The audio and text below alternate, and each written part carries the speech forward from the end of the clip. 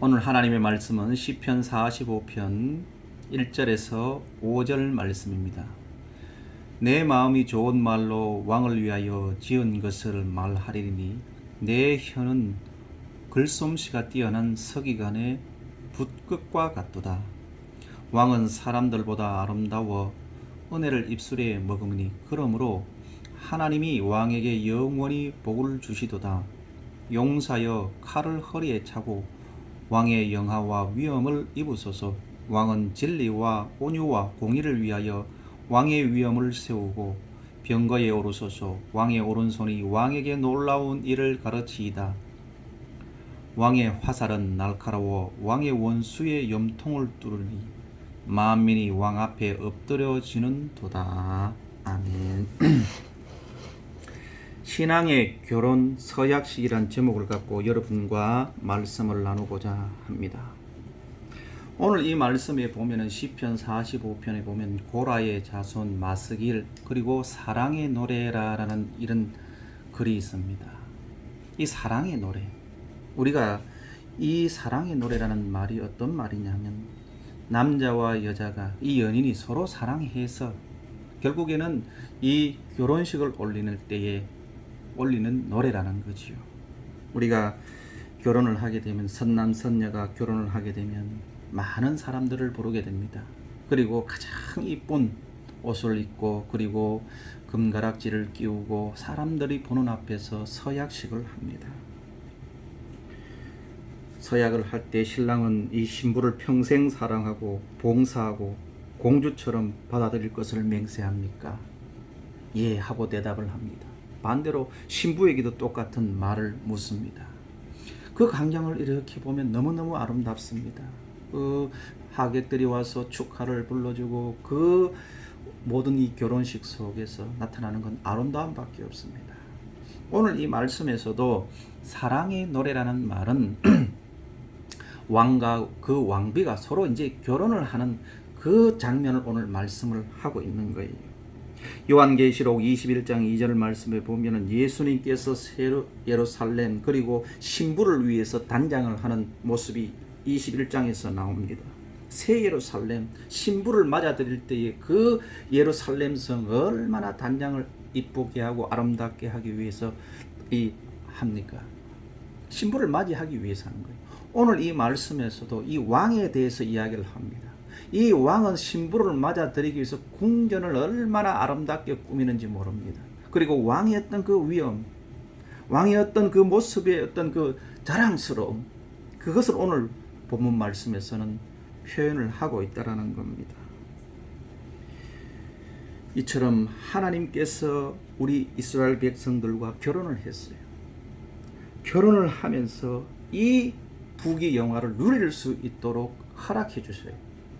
그 허락해 주심이 바로 약속이 결혼이라는 거죠. 이처럼 이 왕과 왕비, 신랑과 이 신부가 결혼을 하여서 영원히 살게 될 것을 이야기를 하고 있다라는 겁니다. 이 왕의 어떤 그 인격적인 아름다움이나 정치적 어떤 그 공정성이나 어떤 군사의 성공, 왕의 영화 및 궁전에서 찬양하는 모습이 오늘 이 본문 말씀이라는 겁니다. 그리고 10절에서 15절 사이 이렇게 보면은 신부에 대해서 이야기합니다. 그 전의 나라를 잊어버리고 남편에게 충성을 다하라는 거예요. 오늘날로 말하면 남편에 대해서 내조를 잘 하라는 그런 뜻이. 마지막 16절에서 17절에는요 왕에게 축하드리는 말이라는 겁니다.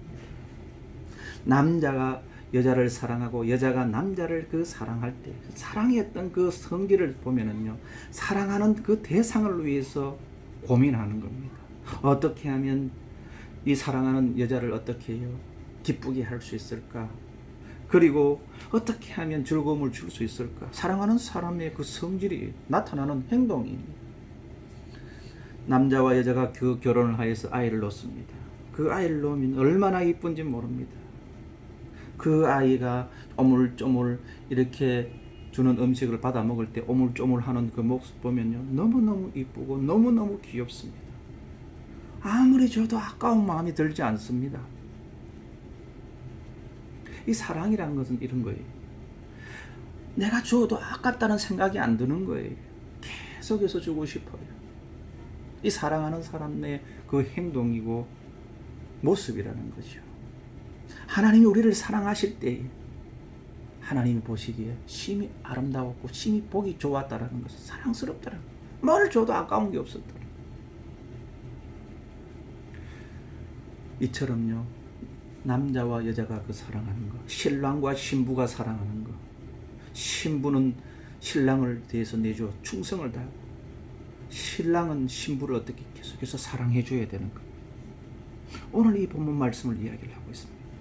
우리가 예수 그리스도와 함께 결혼하였습니다. 신부로서 그 신랑을 사랑하는 마음, 그 내조하는 그 마음 어떻습니까? 마음이 변치 않는 거죠. 어떻게 하면 신랑을 기쁘게 할 수 있을까 고민하죠. 그건 사랑하는 그 신랑에 대해서 사랑하기 때문에 그렇습니다.